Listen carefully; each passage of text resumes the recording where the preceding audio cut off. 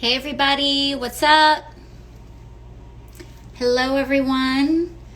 It's been a minute. How is everybody? Just taking a few minutes. Hey everyone, thanks for joining.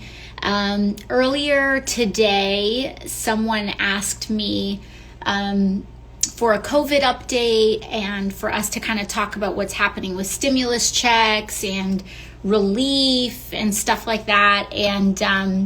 And so I said, yeah, let's do it. I'm happy to hop on Instagram Live tonight and answer your questions around COVID relief and stuff like that. I've also had a lot of people saying, when are you going to do your cooking Q&A? And I figured I'd do it now. You know, a lot of you have been wondering like why I stopped doing my cooking Instagrams. And frankly, it's because I haven't been doing as much cooking. And when I am, it's like, you know, like sad, like rice and beans. I mean, that's not sad per se, but it's not necessarily the most entertaining thing in the world to watch. It's just like things are slow and boiling. But anyways, I wanted to hop on and give you guys an update on COVID and stimulus checks and like what's going on and why is no one helping. And I want us to talk about like what the state of play of things are right now, what you can do, etc. So that's what I'm going to be doing tonight. I'm also going to try to be taking some of these questions while I am making a meal. So I have kind of a salmon cream pasta situation that actually shouldn't take super long to make. So I'm just going to be doing most of my prep work except mincing the garlic. I did that ahead of time because that takes a long time. But yeah, feel free to pop in with your questions. Let me see what you've got here. And let me see what some of your questions are. And actually, you know what I'll do is that I'll start off, before going to questions, I'll just start off on the state of play and how things are going with the Senate and just with COVID and are we going to get stimulus checks, what's going to happen, etc. So here's the deal. Everyone's talking about all this fighting going on in DC, and honestly, to a certain extent, who cares about the fighting when the point of the whole situation and the end result of all this fighting is that people aren't getting what they need, right? So here's the deal. There's a couple of moving parts, and as you know, we go back to Schoolhouse Rock in order for a bill to become a law, which is what we need to do to get COVID relief in order to pass a stimulus. And for that $1,200 check last time, we needed to pass a law for that, right? Because not every form of relief, you know, people may say, oh, that's such a basic thing to say, but not every form of relief actually requires passing a law, right? That's our whole argument to Joe Biden is that you don't actually need Republican senators to vote for student loan relief, for example. He could cancel student millions and probably billions, frankly, billions of dollars of student loan debt with a strike of his pen, with an executive order. And so the reason why I do think it's important to say and reiterate that in order for us to get COVID relief, unfortunately, this is not just a matter of the president just signing an executive order and sending $1,200 stimulus checks out to everybody. We have to pass a law, which means that we have to get the House to vote on something. It means that the House has to pass a law. It means the Senate has to, or rather pass a bill. The Senate has to pass a bill, and Trump still needs to sign that bill. So let's keep it real. Let's talk about beyond just Democrats are this and Republicans are that. Because this actually is not a situation of every Republican not wanting a check. This is a matter of Mitch McConnell not wanting a check. Mitch McConnell does not want to cut checks. And what the big holdup is, and even with many Republicans who are open to voting for a check, the problem is that they want something in exchange, right? And the thing that they want, that Republicans are asking for in exchange, is something known as corporate liability protections. What's that? Corporate immunity. And what do corporations want immunity for? A lot of corporations want complete immunity from their workers suing them for putting them in dangerous COVID conditions. So what Mitch McConnell is asking for is, and what he originally has demanded is, I want corporations, major corporations like the Amazons of the world that are, whose warehouses we've been hearing, Amazon workers have been kind of coming forward and saying that COVID protections are not not as present, that people are packed in much closer than 6 feet, that we don't know when someone gets tested positive in a facility, and they don't really tell us a lot. And so I may have been exposed to COVID, but then I don't know if I should get a test or not because no one's told me anything. Those are worker protections. And or when a company tries to cram a bunch of people in physical space together but doesn't provide masks or doesn't provide adequate protections that are in line with CDC guidelines. So what Mitch McConnell said is that we want to give big corporations total immunity for 5 years from COVID-related lawsuits.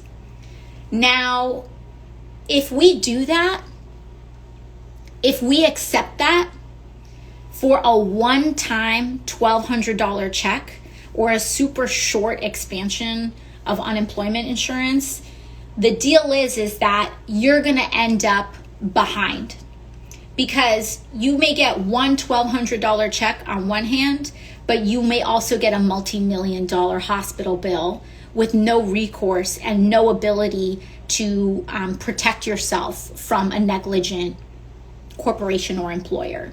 And so that's not worth it, right? Your check is not worth your life. And so what we need to do is talk them down from that, right? But let me be very clear that where we're at right now is that some Republicans, and frankly, I just think it's sad, where it's like, why do you need to get something for helping your constituents? Why do we need to exchange people's well-being and ability to survive for yet another corporate bailout after we already, by the way, passed a $4 trillion leveraged fund for Wall Street in March? So let's talk about the math here, because y'all got a $1,200 check. Wall Street got $4 trillion in access to liquid funds. And that to me, just structurally, I'm concerned. What keeps me up at night is that it was short-term relief that was really important and really necessary, but that the help for working people and everyday people, as we know, dries up super fast. But what we gave away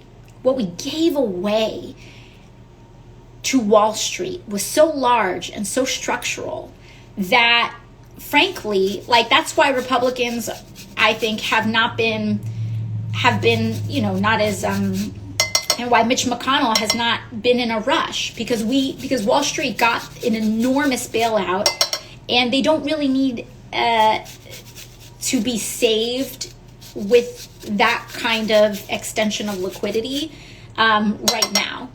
And I'm afraid that it kind of disincentivized them to come back to the negotiating table so that we could get more for working people.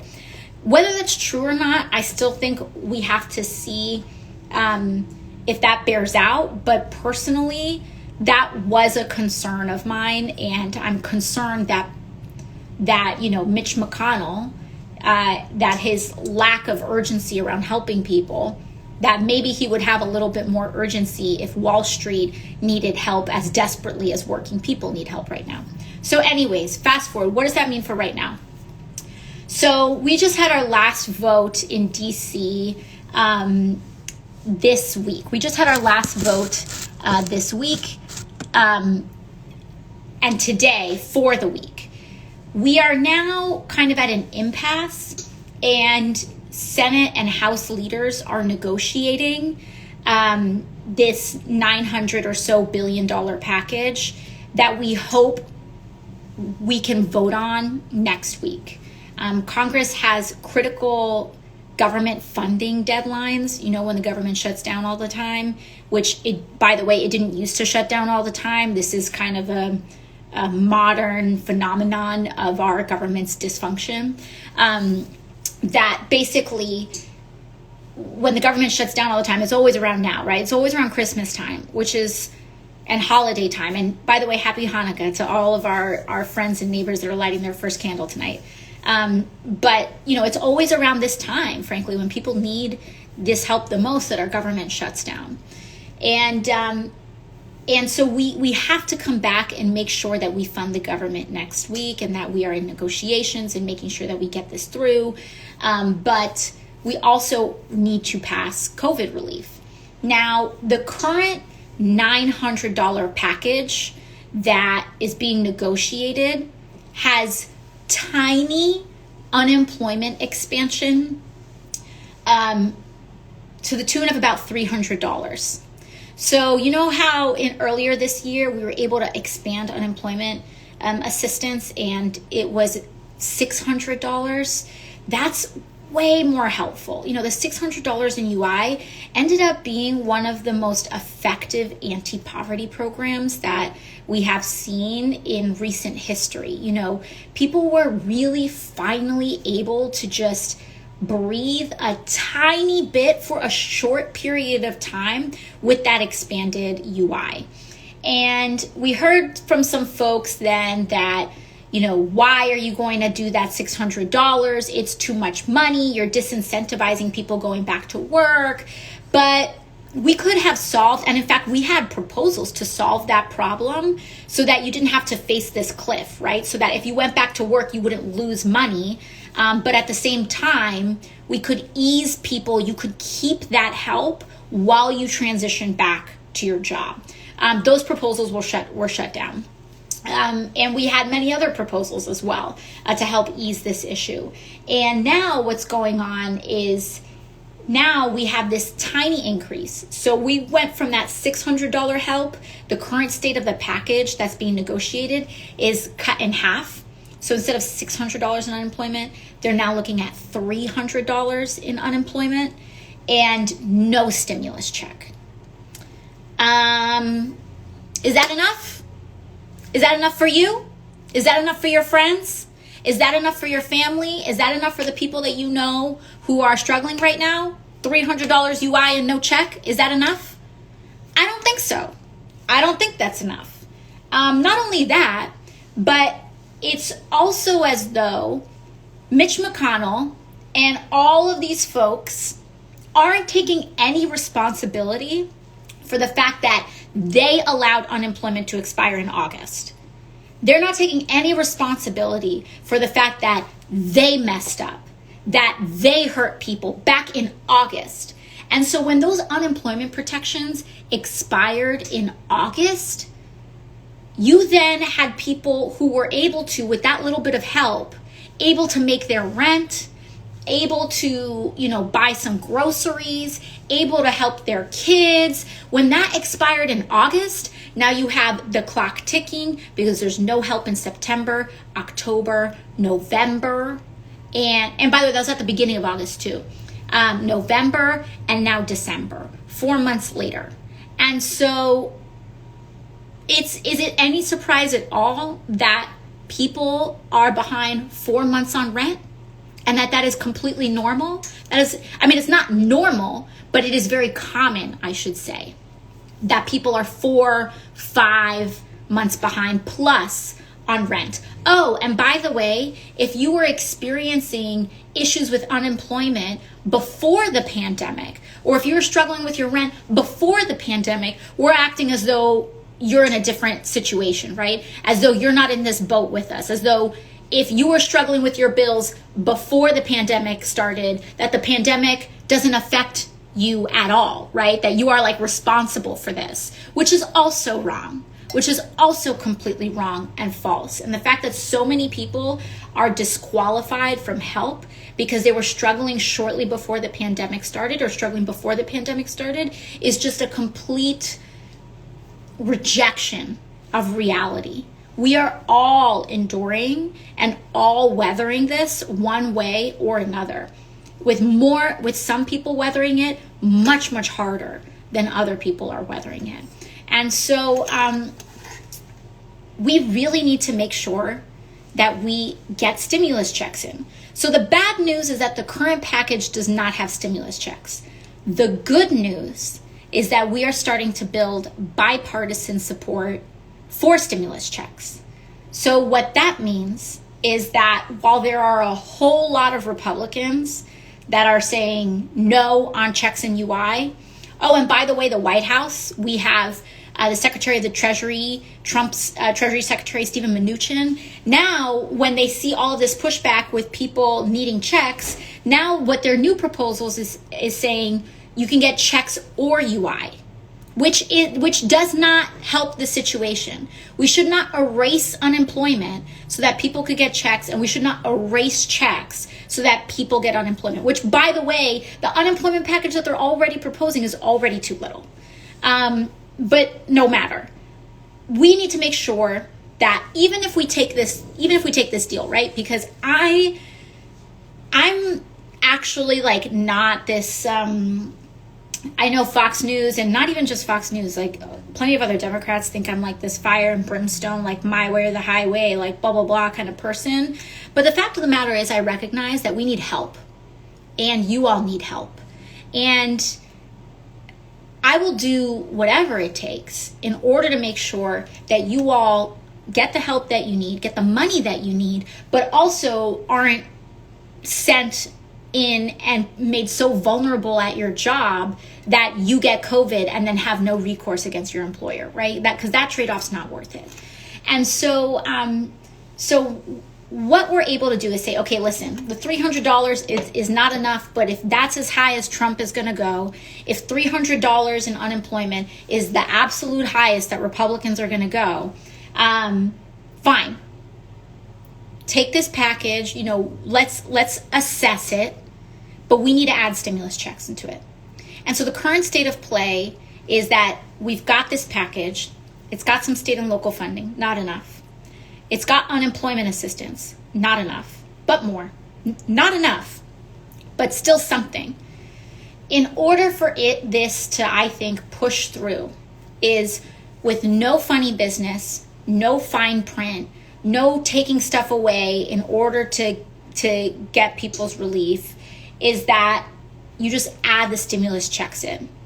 And so I support this, but also we're also seeing some movement in the Senate where Republican Senator Josh Hawley is in support of it.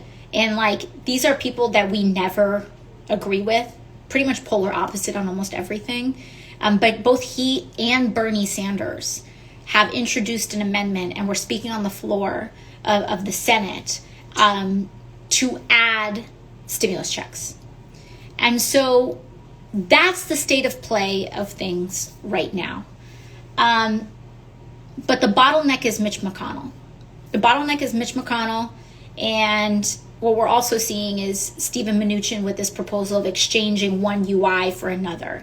And I never see this kind of austerity when it comes to Wall Street bailouts.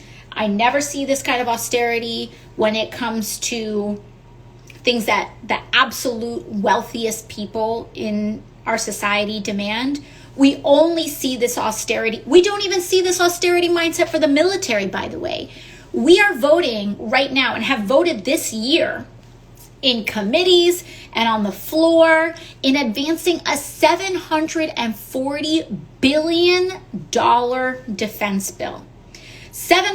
Republicans have no problem with a $740 billion defense bill. Wave that baby through, but COVID checks? Let's rein it back. Unemployment? No. So this really isn't about fiscal responsibility at all. It's just not. It's about who's willing and who has the stomach to let people starve because they don't aren't affected, have never been hungry. I have no idea. But the very fact that this is even partisan is sad. And we have to really make sure, stimulus checks, it shouldn't be a Democratic thing, and it shouldn't be a Republican thing. It should be a pandemic thing. It should be a national disaster thing. It should be an emergency thing.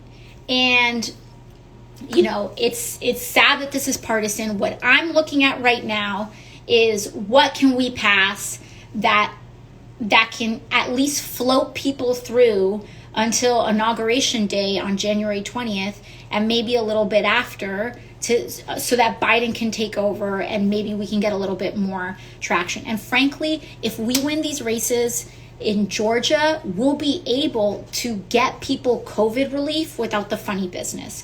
We win in Georgia, we can help transition this country to a $15 minimum wage.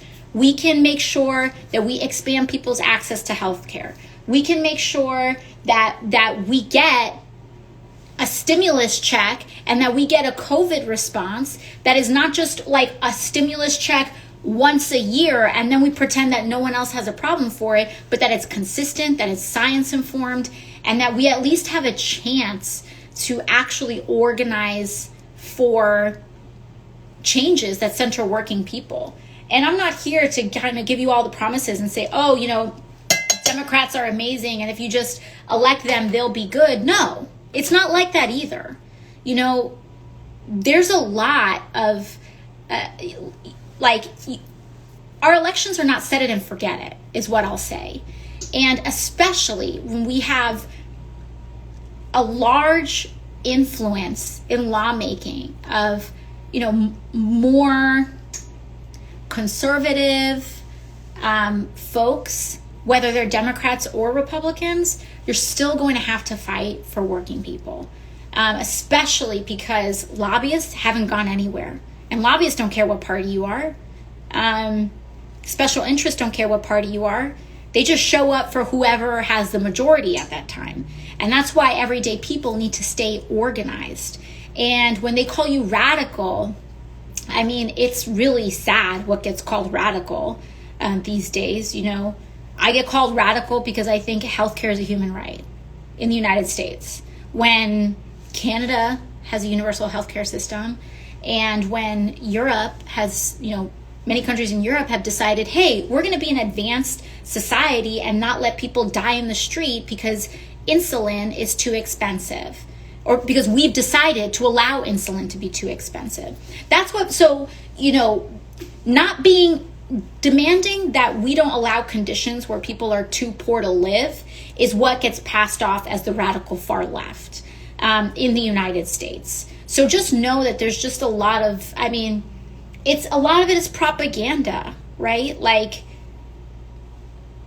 It's just the fact that so many of us have been indoctrinated into thinking that it's radical far left, that people can be murdered in the street by police officers and there'll be no accountability, and that we shouldn't even expect an indictment or an investigation that is thorough or anything like that we've expected miscarriage of justice. You're radical far left. You're radical far left if you think there should be real accountability there. Not just banning a chokehold here, but that people should go to jail for intentionally, where we see are killing other people negligently, or what have you. Remedial things beyond that. I know I try to read in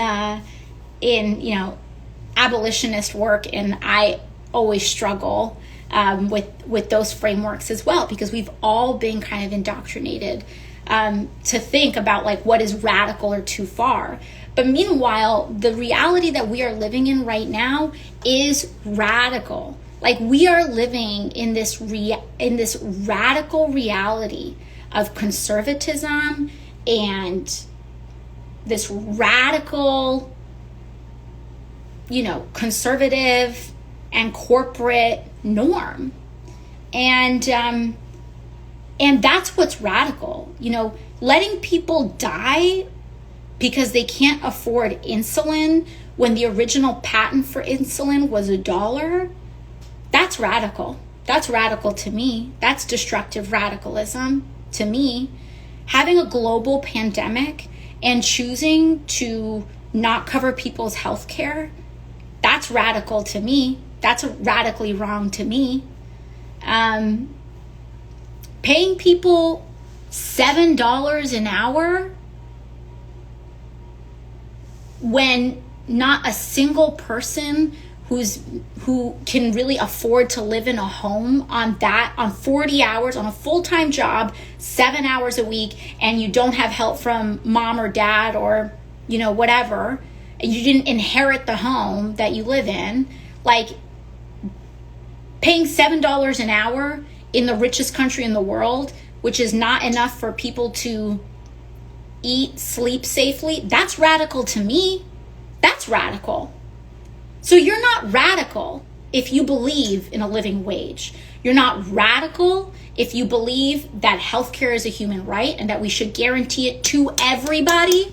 And I'm not talking about health insurance. Let me make that very clear. I'm talking about health care. I'm not talking about you should have the right to pay for frankly, I'm trying not to curse. I'm not saying you should have the right to pay for a raggedy bronze plan that doesn't cover the health care that you need. I'm talking about you should be able to walk into a doctor with your health concern, get treatment, get a diagnosis, and not be scared that you're going to have to mortgage your life or choose between rent and medicine. So you're not radical if you believe that that's something that we should have as a modern society. It's not even like we're trying to go to space in the 1960s, right? I wish that we could have this this mentality that, and this pride that people have. I wish that the United States is cutting edge and number one in everything, that we do everything in a way that no other country has done before. I'm just trying to catch up to some civilized other societies that actually care for each other. We're not even trying to be the first to guarantee healthcare in their country. We're not even trying to say the United States is super ambitious and we should establish the first guaranteed healthcare policy in the world. No, we're already behind. We're already behind. And we need to catch up to the rest of the world. And if we want to take pride in leading the pack, then that means we need to lead the pack. And leading the pack means Medicare for all. It means vision, dental, physical, and mental health care that you can go in and not have a problem. Walk in, say, this is the help that I need. You get a diagnosis, you're able to get that assistance. And when people say, oh my gosh, you have to think about how people wait in other countries. First of all, many of those claims very over-exaggerated. But second of all, how long do you wait to go to the doctor because you don't think you can afford it? How many of you all have waited 5 years to go to the dentist because you're scared that it's going to cost $2,000 and you don't have $2,000? So our system is already a system where people self-select themselves into multi-year wait lists because they know they can't afford it. They know they can't afford getting that root canal or getting your tooth pulled that's hurting you, that it ends up costing more and more money the longer we wait because we can't afford it in the short. We can't afford the $500 in the short term, so we're going to have to pay the $2,000 in the long term, right? That's a system that doesn't make sense. And by the way, a guaranteed healthcare system is cheaper than what we're doing right now. Cheaper than what we're doing right now. So anyways, shout out to my fellow radicals in the United States who believe crazy things like a full-time job should be enough for you to live, and also, believe in crazy radical things like if you kill someone, there shouldn't be impunity, and also who believe really crazy radical things like you should get a stimulus check without having to bail out a corporation for it, or that you should get a stimulus check without your employer, if you work for one of these huge conglomerate employers, sending you into harm's way and being completely immune from any accountability for that. Shout out to my fellow radicals who think that, we should live in a humane, advanced society, and that we shouldn't be under the thumb of a $7 minimum wage and, racist systems because that just benefits whoever the people are in power to already be in power. So, shout out to my radicals who think that maybe one way that we can deal with a lot of the shortfall that we have is to do things like legalize marijuana and tax the commerce on that so that we can fund our schools. Or, tax the rich. Maybe we can tax the rich so that people who have helipads on their house or near their house can help chip in for black school districts that are perpetually underfunded. How about we do that? But apparently, if you believe in that, you are radical, far left, danger to this country. Both parties will disassociate with you, right? But if you are a Republican member of Congress who signs on to an amicus brief to overturn the results of our national election, which 106 House Republicans did, not just challenge a precinct, not just challenge a state, but challenge many states. Just challenge the results of an election, actually undermine our I don't even want to say Democrat, big D Democrat, our democracy. If you want to undermine our democracy so that you can advance minority rule in the United States because black and brown people not voting for you is too politically inconvenient to your hold on power, you're just a moderate Republican, right? You're just a normal Republican. You want to undermine the very democracy that we claim makes us special and gives us moral authority to have, disastrous foreign policy. You want to undermine that democracy, and you'll sign on to amicus briefs to overturn the results of our presidential election. That makes you a moderate Republican.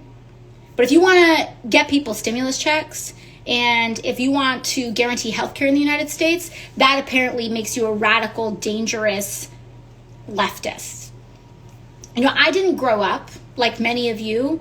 I did not grow up in a far left household or a far right household. I didn't grow up in a house like that. I grew up in a house that was actually proudly independent.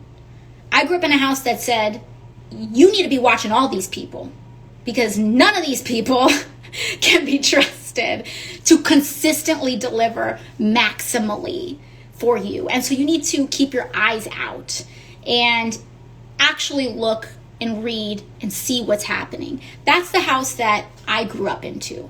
And, there's a lot of people that are like team red or team blue. And in our two-party system, for the most part, if you want to be a public servant in elected office and you're not kind of running on a local level, we have to choose team red or team blue.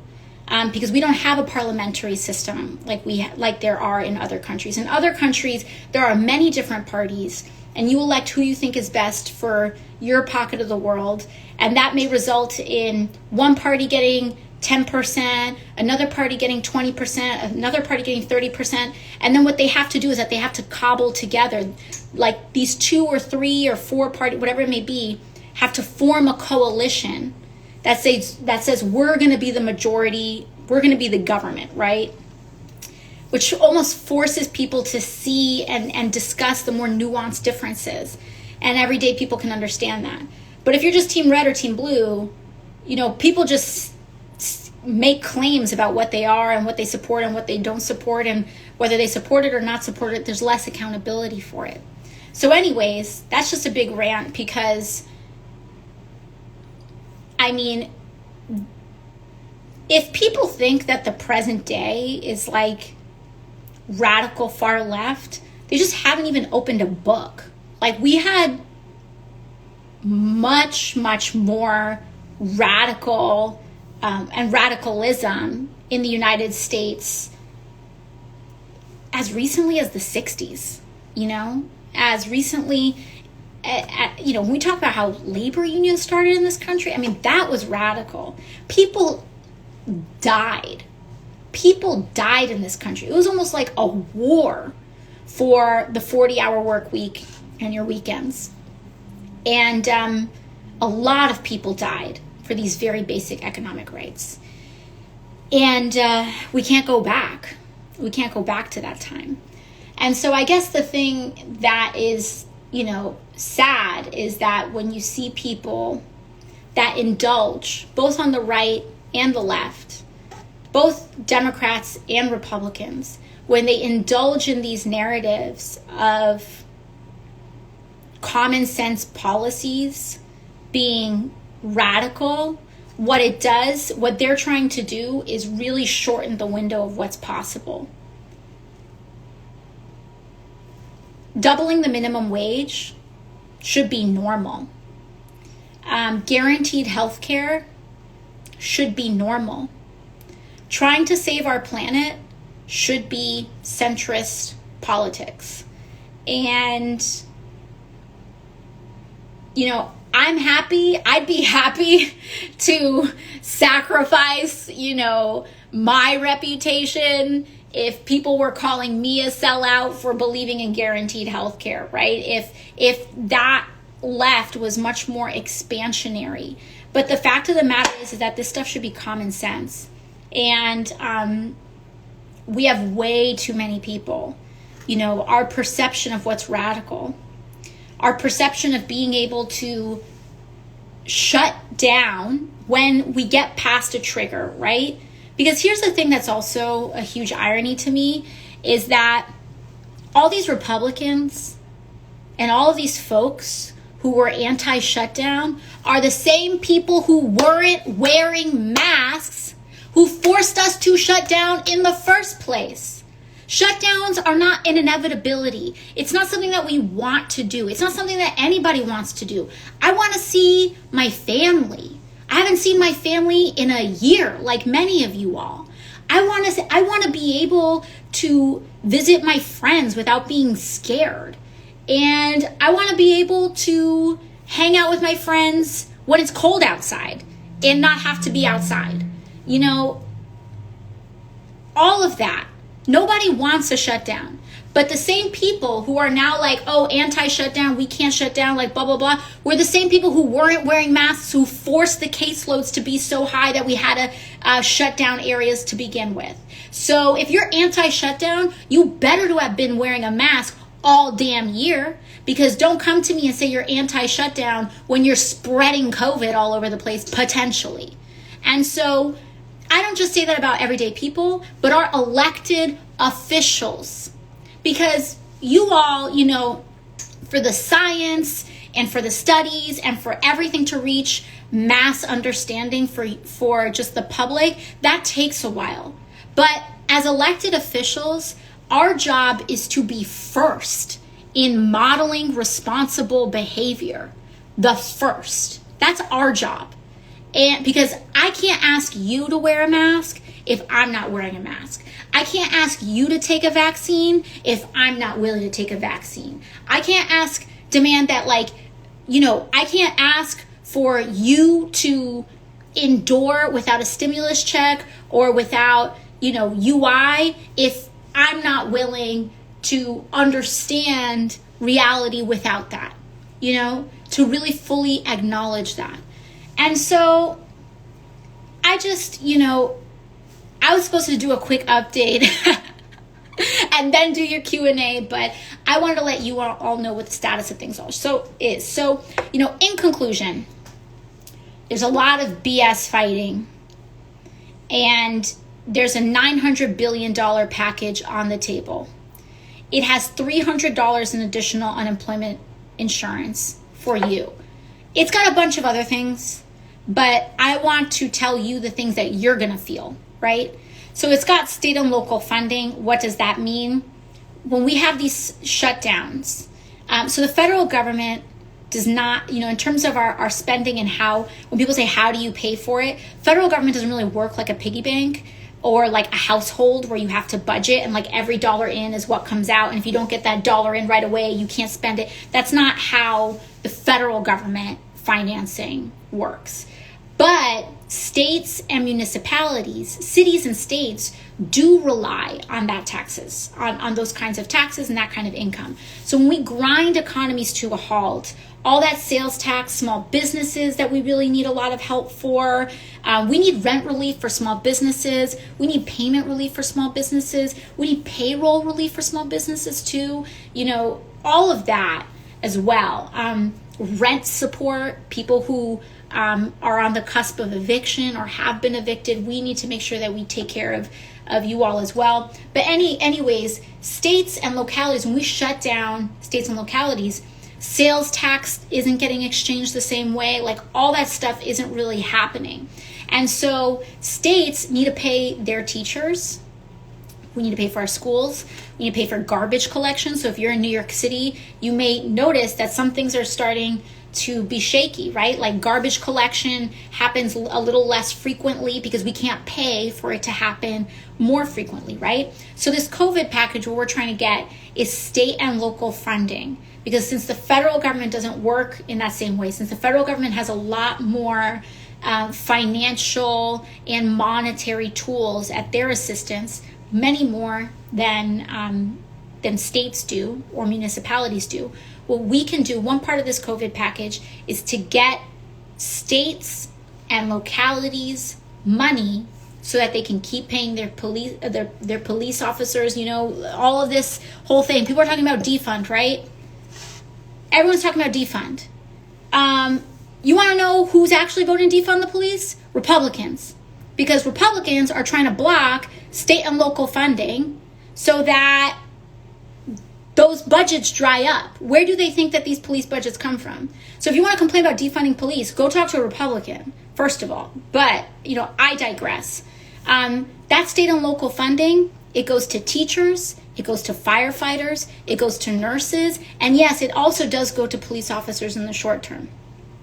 Now, what we also see, so that state and local funding is like it goes to your garbage collection. Literally anybody that is employed by your state or your municipality, any service that you rely on, any of it goes to state and local funding.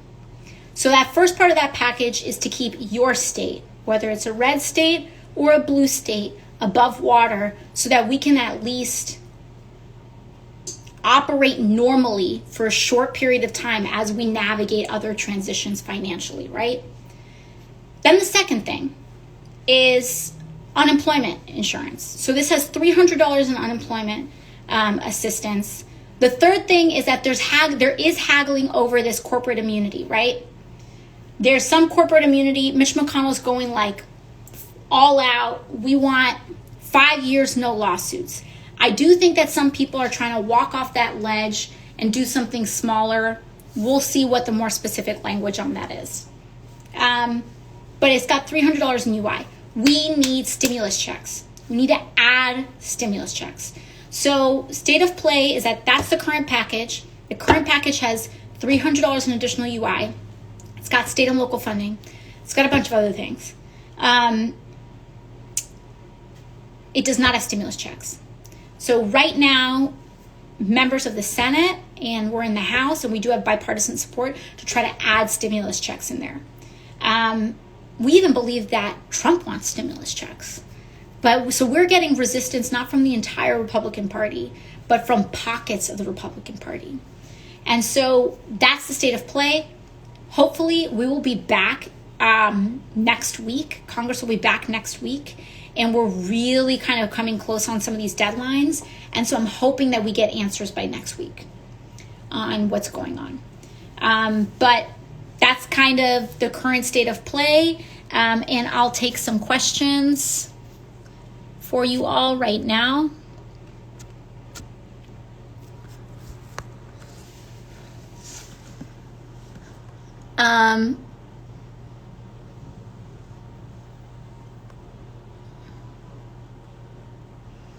Pulling up some questions for you all.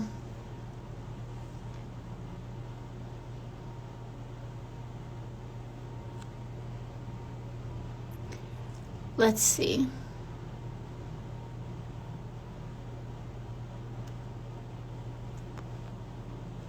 Someone said, what can we do to help push for canceling student loans? So one big thing that we can do, I'm supposed to be cooking and I'm like getting way too wrapped up with you all. One thing that we can really do, let me also get some pasta on the stove too. I don't know if you all can hear me, but one thing that we can do on student loans is, and I don't know if this is too loud, but one thing that we can really do on student loans is that we really need broad-based advocacy. So here's the deal, like what we're hearing is that so first of all, it is possible for a president to use executive action to try to cancel student debt. The clearest path is canceling federal student debt because the federal government holds it, right? We hold that student debt, so we have a lot more flexibility in what we're able to do with it. There is also flexibility on private student loans too, right? We can buy the government could buy private student loans, potentially. But a lot of people will argue about that, this, that, and the other. I think that there's possibilities in both directions. But I also believe that, and we know that the president can wipe out student loan debt with executive order. And the thing that I find frustrating is that, when people are like, do we really want to do that? And is it going too far? And this, that, and the other. We have to understand Donald Trump has just ripped apart so much progress by executive order. And what we're dealing with is a right that is willing to stretch and do unusual things in order to execute on their agenda. And then the moment we get in power, if we are too scared about and too preoccupied with like norms, so much so that it keeps us from actually changing people's lives, then who is that norm serving, really? And if that norm is not serving people, then maybe we should change the norm. And maybe the norm should be that we actually have the power to help people. Maybe that's what the norm should be. And so we do have the ability. It is there. But once again, there's this frame that if you don't think that people should be in debt for life, for going to and getting a secondary education, you're radical, right? Like that's the thing, is that people act as though like I frame myself this way. No. Our established, our establishment, our media, like all of these things frames all of these common sense policies as radical. And I also don't think that it's a coincidence that I'm young, I'm brown, and I'm a woman. That adds to the ease of applying antagonism to that narrative, right? Like if I was like a clean-cut white dude saying we should cancel student loan relief, it would be seen as like automatically more normal. But I do feel like a lot of this narrative is racialized or classified too, because the people who are demanding these changes tend to be working class. They tend to be working class, middle class, black and brown, women, people, just everybody. And but if you aren't like part of this like elite cocktail club unit, then like you are, I don't know, you're having these demands for bold visionary action from Democrats. It's like seen as radical. So anyways, it's possible. The thing is that we have to normalize it, which means that, you know, if your parents are like moderate Democrats, maybe you can talk to them about why this isn't crazy. Because frankly, a lot of the things that that folks call radical now in both parties are things that, you know, older generations of both parties enjoyed when they were growing up. Because college was practically free for, you know, people's parents and grandparents growing up. College was practically free for them. And if they paid anything, it was like papitas, very little. Certainly not lifetime debt loads of money. And so the things that people call radical today are the same things that they enjoyed when they were growing up. The things that gave them a chance when they were growing up. You know, when people talk about a wealth tax as being super radical, we had one. We had a very aggressive wealth tax that was championed by Republicans. And so this erosion of norms, I think, is like very much coincides with this.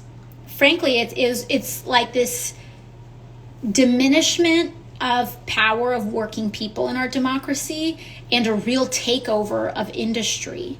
And I feel like a lot of companies and corporations, they get worried about there being like so much hostility right now.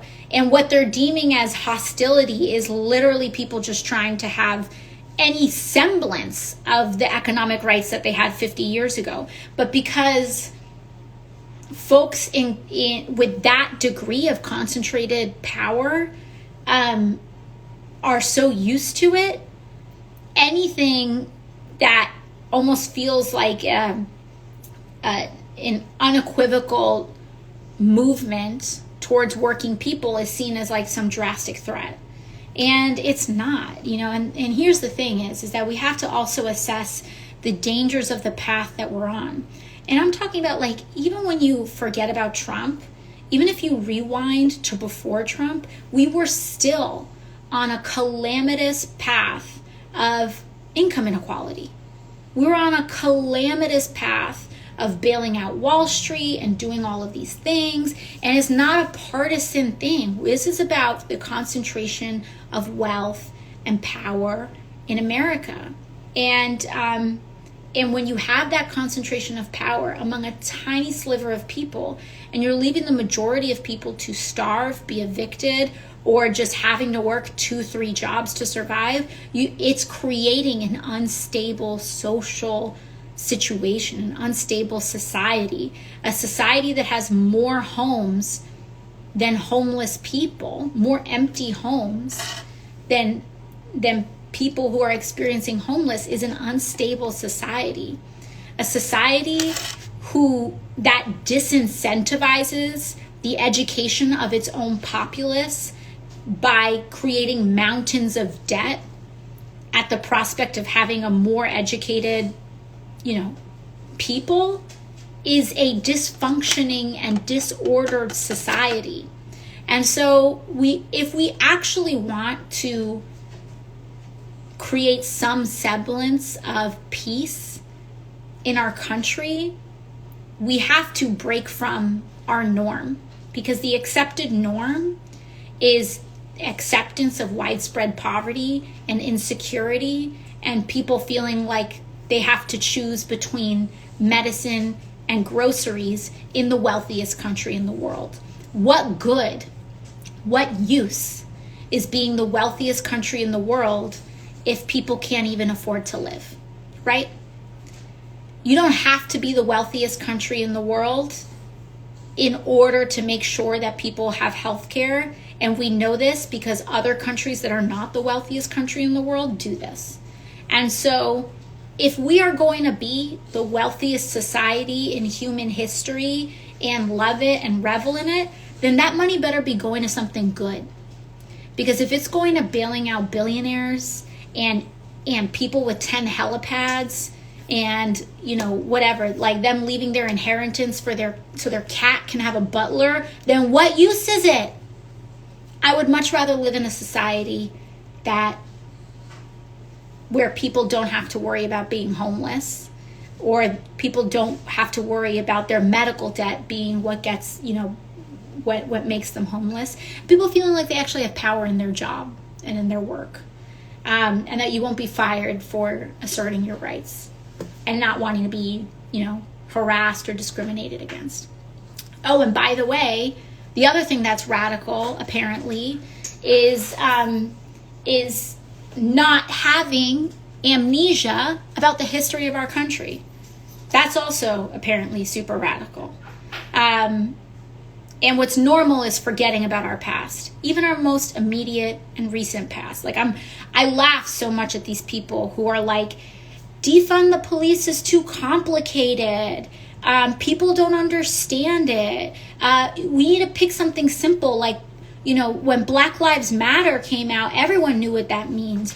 Are you kidding me? Like, when BLM came out, they also faced all the same critiques that folks who want to, you know, rein in out of control police budgets so that they can fund their schools are dealing with. People said Black Lives Matter is confusing.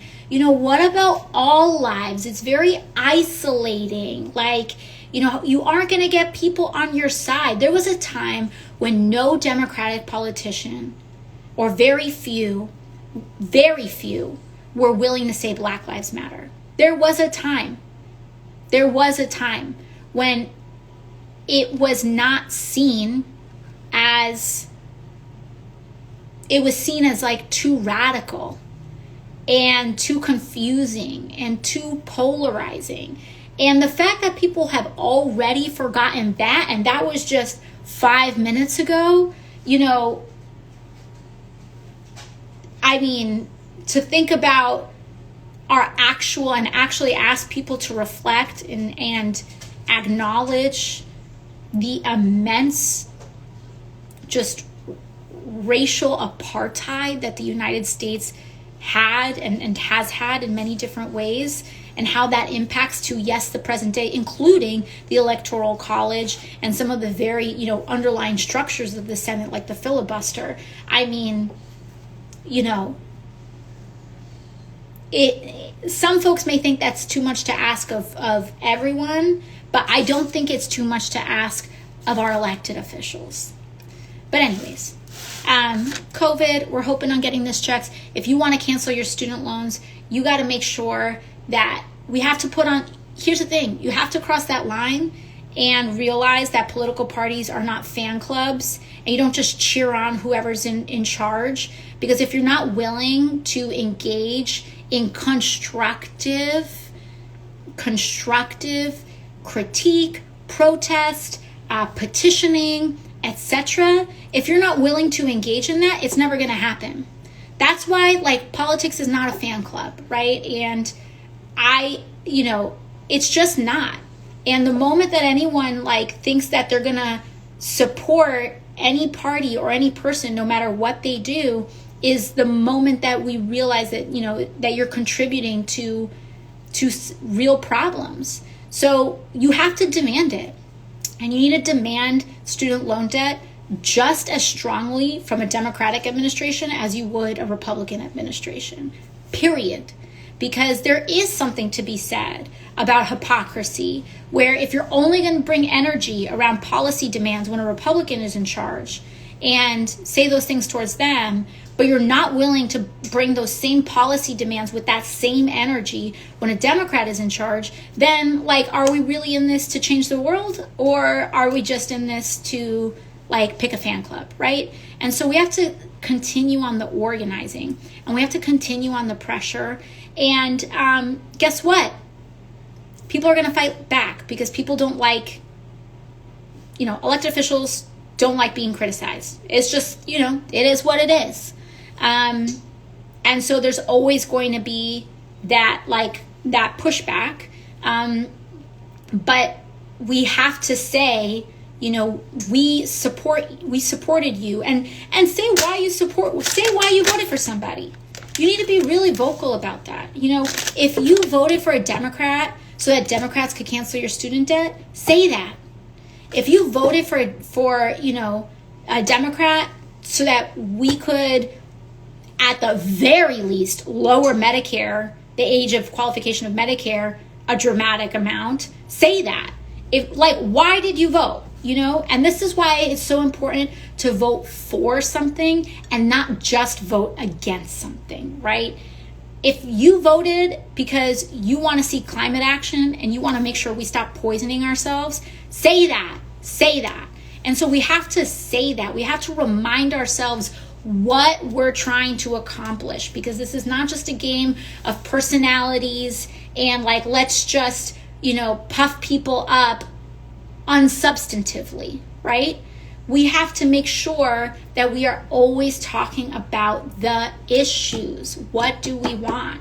And so I'm here to tell you that canceling student loan debt is possible, and don't let people get away with telling you that it's not. It is. In fact, I think student loan debt cancellation is probably one of the most possible things that we can do up front. So we have to demand it, and we have to organize around it. So aside from that, it's getting a little late. All I did was, shave a lemon. I forget what they call this. But so I really got to actually cook. Sorry I didn't actually make a meal for you all, but I will try to make up for it, because all I did was put water in a pot and shave a lemon. But I will make up for it by posting a photo of this meal to my stories when I'm actually done doing it. All right, bye everyone.